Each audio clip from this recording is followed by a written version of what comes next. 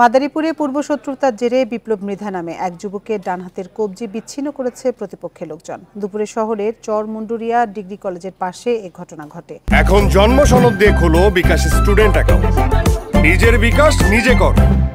Police জানায়, দীর্ঘদিন ধরে আধিপত্য বিস্তার নিয়ে শহরের চরখাগদি গ্রামের বিপ্লব মৃধার সাথে একই এলাকার আকাশ খানে বিরোধ চলছিল।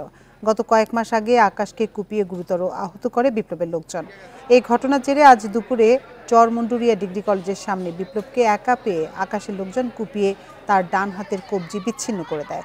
পরে গুরুতর আহত অবস্থায় স্থানীয়রা তাকে উদ্ধার করে জেলা সদর হাসপাতালে ভর্তি করে। পরে উন্নত চিকিৎসার জন্য ঢাকার পঙ্গু হাসপাতালে পাঠানো হয়। ঘটনার সাথে জড়িতদের আইনের আওতায় আনা হবে বলে জানিয়েছে পুলিশ।